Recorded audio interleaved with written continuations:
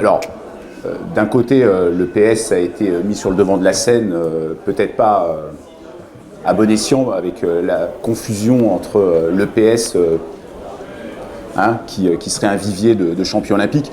On est bien d'accord. La confusion des genres qui traverse un petit peu l'histoire de notre éducation physique et sportive depuis les années 60, depuis que le sport est devenu le contenu, le support de notre discipline d'enseignement. On est sans arrêt tiraillé entre notre discipline d'enseignement, ce qu'on est à l'école, se structurer à travers les missions de l'école, et puis la pratique effectivement qui existe à l'extérieur de l'école. Donc c'est un débat important, un débat sans fin. Alors je crois quand même que la discipline a évolué, la discipline a réussi à se construire une identité. On parlait tout à l'heure des compétences propres, puis aujourd'hui des champs d'apprentissage. Il est là le cœur du réacteur, le cœur de notre discipline, c'est-à-dire permettre par et dans la pratique de l'éducation physique et sportive de former un citoyen physiquement et socialement éduqué, parce qu'on va lui faire vivre différentes expériences motrices, mais aussi sociales et méthodologiques. La discipline, elle est là. Alors, elle ne peut pas se démarquer complètement d'une pratique extérieure. André a parlé de motricité et d'une motricité spécifique à l'enfant, qui peut effectivement être différente, puisque la différence entre l'EPS et la pratique sportive extérieure à l'école, c'est que l'EPS, elle s'adresse de façon obligatoire à tous les élèves. Des élèves qui sont sportifs, des élèves qui sont moins sportifs, des élèves qui ont des ressources, d'autres qui ont un peu moins de ressources, des élèves qui sont en situation de handicap. Donc la force de notre discipline, c'est qu'on permet à tous les élèves, dans leur passage à l'école, en tout cas dans le cadre de la scolarité obligatoire, de vivre une activité physique et sportive, ce qui n'est pas le cas de l'activité physique à l'extérieur de l'école. Après, on a certainement un problème de visibilité, de lisibilité de ce qu'on fait véritablement, d'où les confusions qui peuvent s'opérer parfois dans les médias où on confond prof de sport, prof de... Voilà. Donc je pense qu'on a effectivement un déficit de lisibilité, mais en tout cas dans ce qu'on fait nous sur le terrain, il y a une véritable identité. Seulement aujourd'hui on est à un carrefour, à une période vraiment très importante de notre identité, parce qu'on voit bien qu'avec la fusion des périmètres ministériels, aujourd'hui on est dans un grand ministère de l'Éducation nationale, et on a intégré jeunesse et sport. Et c'est bien parce qu'on est dans cette fusion des périmètres ministériels que la problématique du rapport entre l'EPS et le sport devient encore plus importante, parce qu'on voit bien les confusions qui peuvent s'opérer. Vous voyez, Génération 2024, les 30 minutes d'activité physique quotidienne à l'école élémentaire. C'est quoi cet objet des 30 minutes d'activité physique quotidienne à l'école élémentaire, alors que le régalien, je serais tenté de dire, les 2h45 ou les 3 heures d'éducation physique obligatoire à l'école élémentaire ne sont pas appliquées dans 70% des écoles. Et on vient effectivement peut-être ajouter un dispositif. Alors, on peut l'envisager différemment, ce dispositif d'activité physique quotidienne qui est complémentaire à l'EPS obligatoire, parce que dans le cadre de l'activité physique quotidienne, on n'est pas dans l'EPS, on n'est pas dans le cadre de programme, on est dans autre chose. D'accord ? Mais effectivement, il y a nécessité à bien repositionner aujourd'hui l'EPS en tant que discipline d'enseignement à part entière, qui ne peut pas se démarquer des activités physiques, puisqu'on a un objet culturel, on ne peut pas s'en départir de cet objet culturel. C'est ce qui fait le sens aussi de la discipline, mais cet objet culturel ne peut pas être plaqué, et vous le savez bien, ne peut pas être plaqué stricto sensu à l'école, parce qu'on a des élèves qui ont des caractéristiques, des motivations, des intentions qui sont complètement différentes. Donc voilà, effectivement, on est à un moment de notre histoire où l'EPS, en tout cas dans son identité, dans ce qu'elle est ou dans ce qu'elle donne à voir, parce que peut être en danger, mais sur ce que je vois, moi, sur le terrain, l'identité de la discipline sur ce qui est fait chez les enseignants en termes de pratique n'est pas en danger. On a une EPS qui est une vraie EPS émancipatrice, une vraie EPS qui contribue à la réussite de tous les élèves, une EPS inclusive, on en a parlé tout à l'heure. Donc sur le terrain, elle se vit véritablement cette identité. Mais effectivement, on a un déficit de lisibilité, mais qui n'est pas nouveau, je serais tenté de dire. Je rejoins tout, bien sûr ce que vient de dire François. Je pense qu'au-delà, il faut à la rigueur se féliciter qu'on ait des questions encore à se poser. Parce que c'est un signe de bonne santé, finalement. Et la pire des choses, c'est le corps inerte, celui qui est sûr de lui. Donc que la discipline soit sans cesse chahutée, c'est l'intérêt, c'est que ça nous permet de pouvoir nous transformer nous aussi. Donc moi, ça ne m'inquiète pas. Je pense qu'une discipline comme n'importe quel sujet sociétal est quelque chose qui vit de crise en rupture. Et c'est normal. Et à la rigueur, c'est sain, puisque c'est ce qui va lui permettre à un moment de rebondir et de transformer un certain nombre d'éléments. Par contre, pour que la crise puisse être suffisamment amortie, il faut quand même des éléments qui se permettent à un moment donné de stabiliser. Alors, on ne peut amortir une crise, on ne peut s'en nourrir que si on a des éléments de stabilisateur. Si on est complètement déstabilisé par un système de crise, alors à ce moment-là, on rentre dans un principe d'anomie et finalement, on finit par se dégrader. C'est tout le principe entre l'entropie et la négantropie. C'est jusqu'où on va dans l'entropie. Je pense qu'il y a deux piliers qui nous protègent pour l'instant. Le premier pilier, c'est finalement qu'on a fait un très gros travail depuis une quarantaine d'années. Ça a bien mis 40 ans, mais après tout, c'est normal. C'est comme les pyramides, ça prend du temps. C'est l'approche curriculaire. C'est quelque chose qui nous a permis à un moment donné de nous mettre d'accord et qui nous a sorti de l'approche programmatique, qui nous a sorti du sacro-saint un cycle, une absa, et on verra bien ce qui se passera. Je pense qu'aujourd'hui, l'approche curriculaire permet aussi à l'enseignant d'éducation physique de se poser des vraies questions lorsqu'il a des caractéristiques, lorsqu'il a des élèves qui ont des caractéristiques et lorsqu'il, à un moment donné, il a une liberté de choix beaucoup plus importante qu'il n'avait avant pour pouvoir puiser dans sa boîte à outils des activités qui vont lui permettre de pouvoir transformer l'élève. Ça, c'est l'approche curriculaire et ça, c'est quelque chose qui nous permet aujourd'hui de pouvoir trouver une certaine stabilité et un certain accord. Ça va jusqu'à la certification, puisqu'aujourd'hui la certification est de nature curriculaire, puisque aujourd'hui, et j'en suis fort aise, ça n'est plus depuis Paris que l'on fait les référentiels, mais c'est bien depuis les établissements scolaires, ce qui est tout à fait dans l'ordre des choses des approches curriculaires, c'est-à-dire qu'on transfère la responsabilité, mais parce que c'est là qu'elle est, aux enseignants de définir les conditions d'évaluation et de certification des parcours. Et moi, ça ne me dérange absolument pas, dès lors qu'à un moment donné, on est dans les logiques de confiance. Et j'ai envie de dire que c'est peut-être la valeur la plus cardinale. S'il n'y a plus de confiance, il n'y a plus d'école. Donc, de ce point de vue-là, je ne suis pas très inquiet. Par contre, là où on a nécessairement à faire bouger les choses, là où on a quelque chose à faire bouger, c'est la confusion dans laquelle on est tombé entre finalité et valeur. Je pense que la grande erreur du XXe siècle dans notre système, en particulier en éducation physique, c'est qu'on a confondu les finalités et les valeurs. Donc on a une vraie crise des valeurs. Parce que on a considéré que les finalités étaient, je dirais, suffisantes pour pouvoir définir les valeurs que l'on porte nous en tant que discipline.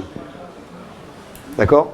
Donc on ferait bien de réinterroger notre discipline à l'aune de ce qui est porteur en termes de valeurs et qui n'est peut-être pas nécessairement porté par toutes les autres disciplines. C'est pour ça que je disais à Guillaume, la motricité est porteuse de valeurs. Mais lesquelles ? Comment on les incarne ? Tu vois ce que je veux dire ? C'est que je pense qu'on va rentrer, et c'est peut-être... Il ne faut pas rentrer dans le conflit identitaire et de retourner là où nos ancêtres nous ont laissés. À l'époque, on avait des problèmes d'identité. Quand on est 40 000 et qu'on est présent de la maternelle au lycée, qu'on est la seule discipline représentée sur l'ensemble du cursus, si on a des problèmes d'identité et qu'on le dit en plus de ça aux politiques, ils vont vite s'interroger quand même. Non, on n'a pas de problème d'identité. L'identité, elle est scolaire. On ne vit que par et au travers l'école, puisqu'on y est à l'école. On incarne l'école. Mais est-ce qu'on incarne véritablement certaines valeurs scolaires ? Parce que finalement, nos finalités, c'est les nôtres. Mais est-ce que finalement, ces finalités, elles ne pourraient pas trouver place et grandir au travers d'un système de valeurs ? Et si on touche au système de valeurs, il y a un autre élément qui va être touché par conséquence, par causalité, par chaîne de cause à effet, c'est les démarches. C'est comment on enseigne en EPS. Comment on enseigne ? Qu'est-ce qu'on enseigne ? On sait à peu près. Encore que, mais on sait à peu près. En tout cas, l'institution nous dit ce qu'on doit enseigner. Pourquoi on enseigne ? Déjà, c'est plus flottant parce que c'est les finalités. Ça, il faudrait peut-être voir à révisiter ça. Surtout qu'à chaque fois qu'on invente un nouveau texte, on rajoute un terme. Le gamin est physiquement cultivé, la fameuse phrase qu'on retrouve dans toutes les introductions des bonnes copies au CAPES, dont personne ne sait ce que ça veut dire, mais en tout cas, on est content, on l'a écrit. C'est comme les contenus d'enseignement. On donne la définition et on passe à autre chose. Mais c'est quoi les valeurs qu'il y a derrière ? Si vous reprenez chacun des termes qu'il y a dans les finalités, quelle est la valeur qu'il y a derrière ? Eh bien, la valeur, c'est la liberté. C'est grosso modo, on est en train de dire, nous, éducation physique, que finalement, ce qui nous intéresse, c'est la réussite individuelle. Un être, physiquement, Hein, un être, c'est pas un collectif, hein, c'est un être. Alors, il y a un côté un peu universaliste, mais un côté aussi très différentialiste aussi, qui consiste à un moment à dire, grosso modo, c'est le chacun plus que le tous qui nous importe. Mais est-ce que c'est ça notre valeur? Est-ce qu'on n'est pas en train de se fourvoyer sur cette question-là? Vous voyez ce que je veux dire? Et parce que si on dit que c'est la réussite de tous et qu'on laisse la réussite de chacun aux autres, alors on ne va pas faire la même éducation physique. Et on n'aura pas la même démarche pédagogique. Vous voyez? Je pense qu'on ne risque rien sur la période un peu flottante. Mais ce que l'on risque, c'est si seulement on reste dans une position de repli et qu'on ne se remet pas en cause soi-même et qu'on ne réfléchit pas en permanence à ce qui peut encore évoluer dans la discipline, parce qu'une discipline, il fut une époque, les disciplines évoluaient, hein, vous connaissez bien mieux que moi l'histoire de l'éducation physique, on mettait à peu près 50 à 60 ans pour changer de paradigme, parfois même plus. Aujourd'hui, le paradigme change à peu près tous les 10 ans. D'accord ? Regardez le nombre de lois sur l'école depuis 89. Un ministre, une loi. Avec des changements paradigmatiques sur les valeurs, là. Clair. Très clair. Il faut savoir lire entre les lignes, chers collègues. Il ne faut pas se contenter de lire l'article 1. Il faut lire tous les articles de la loi. Et vous allez voir qu'entre 89 et 2017, il y a eu un changement radical de paradigme pour l'école.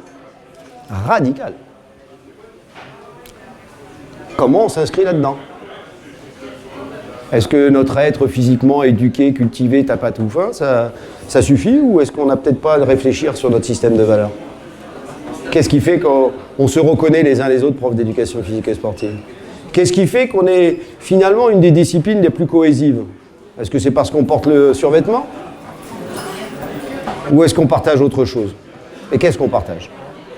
Qu'est-ce qui fait que depuis l'inspection générale dans les noosphères, jusqu'au l'enseignant, évidemment, dans les bas-fonds, ça va de soi, qu'est-ce qui fait qu'à un moment donné, on se reconnaît les uns les autres et qu'on partage un système de valeurs qui fait qu'aujourd'hui, on est capable de se parler sans avoir de distance? Vraie question. Ça, c'est la question. Moi, je pense que c'est plutôt la rencontre, c'est plutôt la promesse, et c'est certainement plus la collégialité, donc le collectif, que l'individu. Parce que ce que je vous dis tout à l'heure, si je vous interroge sur vos valeurs, on risque de ne pas être d'accord. Donc autant qu'on ait une valeur commune. Oui. Et je pense que c'est comme ça qu'il faut qu'on travaille cette question-là. Et on a à travailler, y compris dans la formation continue, sur cette question-là. Non pas sur la question de l'identité, non pas sur la question de l'efficacité du geste professionnel, mais bientôt sur la question du sens que l'on donne au geste professionnel aujourd'hui. C'est quoi être prof au XXIe siècle? C'est pas rien comme question. On voit que les débats sont en train de s'ouvrir compte tenu du fait que nous rentrons en période présidentielle, et donc vous allez voir que les débats sur l'école vont permettre de pouvoir repérer les lignes de force. Qu'est-ce que l'éducation physique a à dire dans ce débat national? Comment nous positionnons-nous? Comment nous mettons-nous d'accord et sur quoi nous mettons-nous d'accord? Est-ce qu'on continue le super combat que l'on mène depuis 40 ans et que nos futurs enseignants vont mener pour leur CAPES entre développementalistes, culturalistes? Ou est-ce qu'on va commencer à se dire finalement, ça, on va laisser ça aux vieux, et nous on fait quoi? Ce que l'on constate, chers collègues, c'est quand même que les professeurs d'éducation physique ont été les seuls à apporter et à pousser de la ressource alors que toute la France était confinée pendant 6 semaines. Les profs de PS ont marqué des points parce qu'ils se sont adressés directement aux élèves et aux familles. Et là, il y a un paquet de parents qui se sont rendus compte qu'effectivement, un professeur d'éducation physique, ça avait peut-être un peu de sens. Je ne dis pas que les ressources étaient à la hauteur du métier et de la fonction. Je pense qu'on aurait pu faire beaucoup mieux. Mais on n'a pas fait beaucoup mieux parce que ces questions-là, on ne se les était jamais posées. Comment la question qu'on s'est posée pendant la période de Covid doit nous permettre aujourd'hui de continuer d'être avancé sur le rapprochement entre l'école et la famille par l'éducation physique. Par l'éducation physique. Vous savez, moi j'ai des collègues, copains, profs de PS, qui ont découvert le cahier de texte électronique. Ils pensaient que c'était réservé aux profs de maths. C'est que le maths qui donne des devoirs.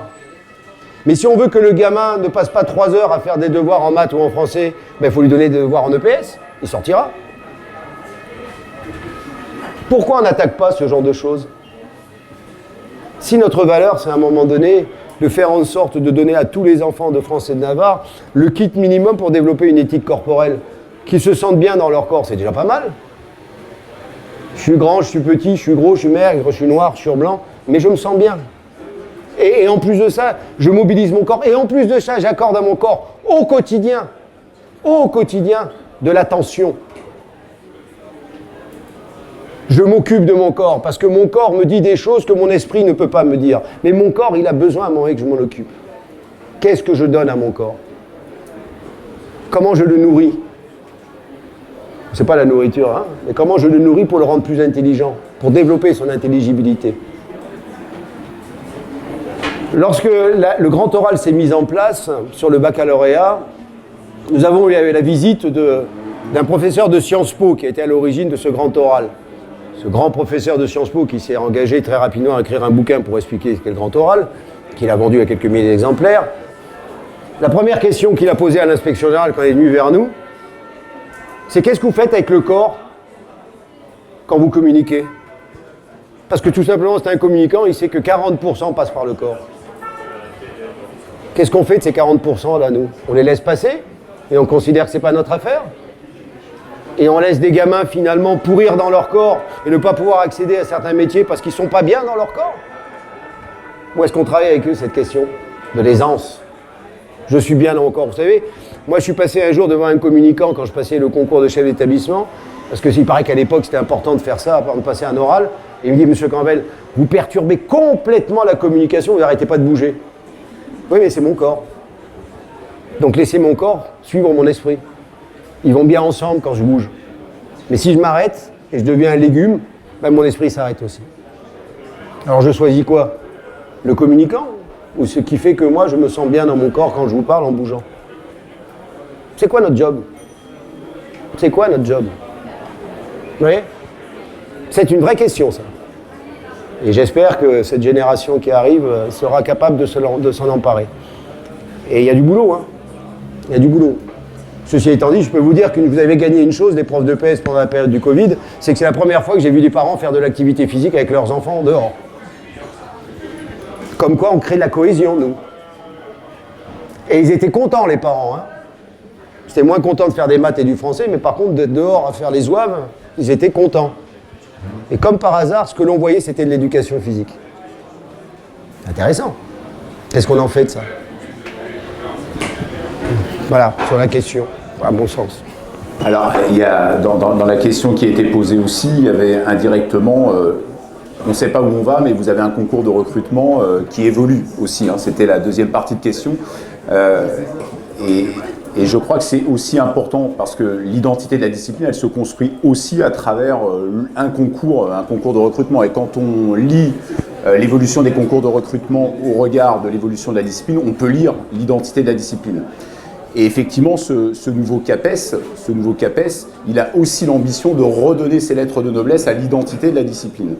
On parlait du rapport EPS Sport et on a mis en réflexion notamment sur les pratiques de l'oral 2, éminemment sportives. On a voulu leur donner justement un caractère scolaire et un caractère éducation physique et sportive. Donc nous, à notre échelle, au niveau du concours de recrutement, on réfléchit aussi à une scolarisation des pratiques pour les identifier en tant que formes de pratiques scolaires qui sont bien différentes de ce qui peut se passer aussi dans l'espace social. Donc on a aussi cette responsabilité par le concours de faire évoluer aussi les pratiques professionnelles de nos enseignants.